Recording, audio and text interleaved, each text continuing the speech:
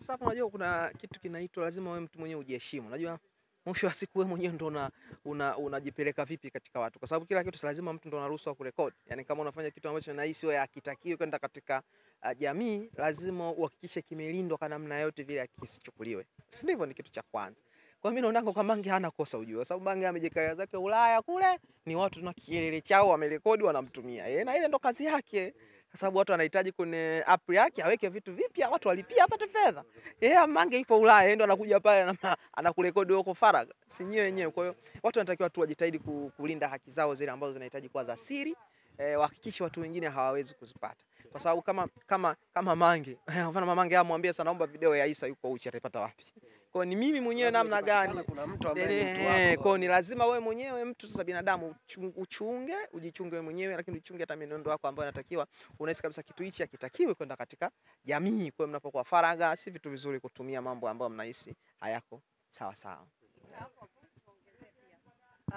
Kwenye hili nani hasa atakuwa anakosa ili la kuvujisha sauti za Haji Manara akiwasema viongozi wa Yanga, japokuwa naye ni shabiki wa Yanga, akiwasema baadhi ya wasanii ikiwemo Alikiba na Diamond, lakini pia akiwasema baadhi ya watu mbalimbali wenye umaarufu.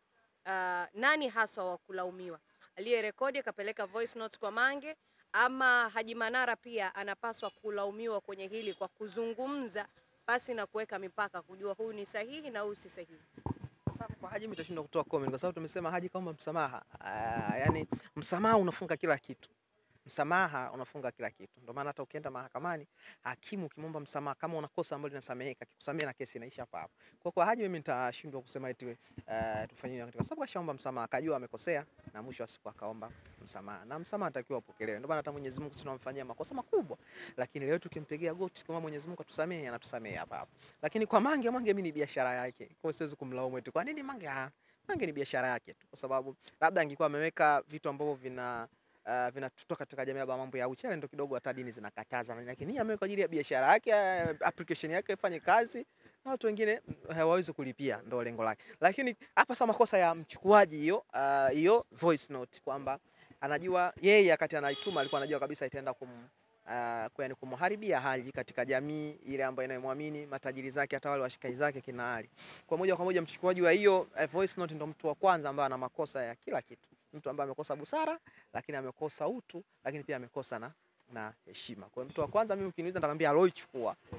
Kwa hiyo ni mtu ambaye amekosa kujua matumizi sahihi ya kile alichokichukua.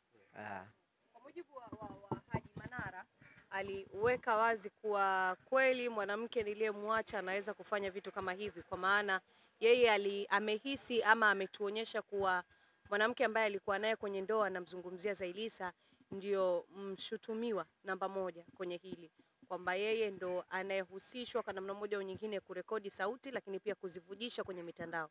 Kuachana na mwanamke kunaweza kukupelekea kukuharibia kwenye maisha yako, ama kunaweza kuleta wanasema ugomvi baina yako wewe na yeye. Sasa kama kweli amefanya hivyo, Zai atakuwa amekosea.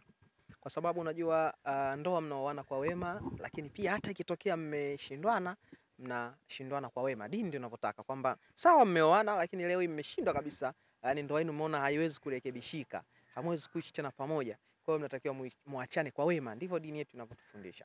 Kwa hiyo mkiachana kwa wema, maana yake hata mkikutana barabarani mnasalimiana kabisa, bana salama, ndivyo dini inavyotaka. Kwa hiyo ukiona sasa kama ni Zai kweli ndo kafanya hivyo, basi atakuwa anakosea misingi yake ya dini na mkataza, lakini hata ile kiuto kikawaida inakuwa sio kitu kizuri. Yani sasa leo Haji aanze kumfanyia vitimbwi nani Zai, atakuwa amekosea sana, kwa sababu dini imekataza. Kwa kama ndo dada yangu alifanya, ni kitu ambacho amekikosea, kwa sababu ni kitu ambacho amefanya kinampelekea yeye Haji aonekane katika jamii ni mtu mbaya, lakini sio tu jamii, hata wale mabosi ambao pengine labda ndo wanamlipa mshahara wataingia na kinyongo tena, huyu kumbe tunafanya hivi, lakini kumbe pembeni anatufanyia hichi. Kwa mimi nadhani kama ni yeye amefanya, basi sio kitu kizuri, amefanya kitu kibaya sana, atakiwa akae chini atake radhi kama sasa amefanya, sababu huwezi kumdhania mtu pengine anasema lakini kumbe hajasema yeye, umeelewa lakini mwisho wa siku Mungu ndo anajua, yani mtu anajua nafsi yake yenyewe. Kama amefanya yeye, basi maneno yatakuwa yanamhusu, lakini kama hajafanya itakuwa hayamhusu kabisa. La kuongezea hapa pia, Umesema mtu akiomba msamaha kwenye dini yetu ya Kiislamu inabidi tumsamehe na tusiendelee kumzungumzia. Lakini kwa ndugu yetu Mwijaku ana imani ya dini na anaifahamu dini vilivyo, kinaga ubaga, amekuwa akimshutumu na kumpa madongo kila uchwao kutokana na kile alichokifanya. Kama sikosei, nimetoka kutazama dakika 5 zilizopita, ameposti tena kitu kingine na kusema hata kama umeomba msamaha sisi bado tutaendelea kukusema, huwezi kuendelea kuwasema watu hivi hivi. Yaani bado anamkandamiza kwa namna moja au nyingine. Nini hasa unaweza kumwambia Mwijaku kwenye hili? Mwijaku unajua Mwijaku na Manara ni watu ambao wana maushindani kwenye mitandao. Kwa hiyo Mwijaku hata sasa anatumia kama nafasi yake sana ya kumkandamiza. Kama vile Manara naye alivyotumia nafasi yake ile kwenye ile kesi yake ya juzi na kumkandamiza. Kwa hiyo sidhani kama kuna kitu kigeni. Kila mtu anajua ni watu ambao wanashindanaga kwenye mitandao kwamba yakiteleza anamkandamiza na yakiteleza anamkandaliza. Lakini mwisho wa siku ajue tu Mwijaku hakuna mkamilifu. Ukamilifu ni wa Allah tu duniani hapa. Kila mtu tunakuwa tuna makosa. Na ndio maana Mwenyezi Mungu akaweka msamaha. Wewe utakosea hili, utakosea. Mwenyezi Mungu ndiye alivyotuumba. Yaani mkamilifu ni Mwenyezi Mungu, ndio mwenye sifa ambayo yeye amekamilika kwa kila kitu. Lakini wengine tunafanya makosa, kwa tunachotakiwa ni kuvumiliana, lakini kustahimiliana. Lakini pale tunapoona sasa mtu anahitaji kurekebishwa, anatakiwa arekebishwe. Yeye ameshatokeza hadharani, ameomba msamaha, si ndio? Na sisi kwenye dini yetu mtu akishatoka akiomba msamaha, yani kila kitu kinakuwa kimekwisha. Wewe uweze na kuendelea kukizungumzia. Kwa madam ameona wapi alikosea, na akatoka mbele ya hadhara. Kama ametumia sijawa, lakini nimemsikia mnaniambia kwamba msamaha, sina uhakika. Kama ni kweli basi itakuwa mimi sina cha kuzungumzia. Kweli aliteleza kama binadamu na amesema mwenyewe amewataka msamaha na atawafuata kuomba msamaha. Mtu mzuri ni yule mwenye kuona mabaya na kisha akatoka mbele ya umma akaomba msamaha. Ndio maana hata kwenye dini Mwenyezi Mungu anasema anampenda sana yule mwenye kumuomba msamaha. Kafanya makosa na kisha ukajua kweli hapa nilikosea, na mwisho wa siku katoka kawaomba watu msamaha. Kwa hiyo nadhani kama ameomba msamaha ni jukumu la wale ambao kwa namna moja waliona Haji amewakosea, wao ni kumsamehe na maisha mengine kuendelea. Sawa, Haji ameshaomba msamaha, lakini labda turudi tu kidogo hapo kwenye hilo jambo Isa.